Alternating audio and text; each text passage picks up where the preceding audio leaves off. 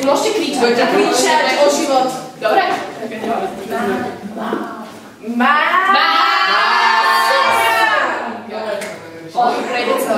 Ona začne kričať, ja začnem. Prida sa písať pri náte a potom ako nič samotné. Dobre, je to iba preto, aby ste boli trošku viac zadná. Nemusíte sa nazvať, dobre? Poďte do nie sme zlí, my iba kričíme. Áno, iba kričíme. Ja sa môžete kričať, to, čo tu robíte cez prestávky, môžete teraz robiť. Dobre, nemôžete kričať. Ale teraz máte taký dovolené. Nebojte sa, ide medzi vás, aby ste si nebáčili. Aj tam sa pomiešajte. Miško, pridáš sa? Poď. Nie, dobre. Ešte nechám niekto. No, výborne. Dobrá voľnička, ja začneme a pokračuješ. No, kričme! OK, tak to bolo dosť slabé. Ešte raz. Čo sa hambíš? No poď, je zlatá. Ešte raz.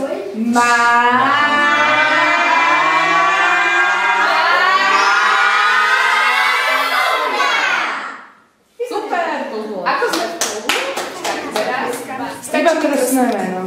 Alica. To je Alicka. Ty? Sebastian. Seboš. Sebo. Ako?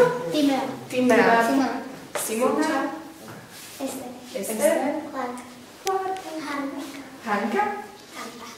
Anna? Janka. Dobre. Matej? Áno, to by poznám. Dobre. Alica, neviem, ako som dala otázku, ale čo pre teba znamená priateľstvo?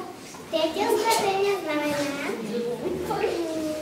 take banana, take banana, take banana, take banana, take banana, piu banana, piu banana, piu banana, cut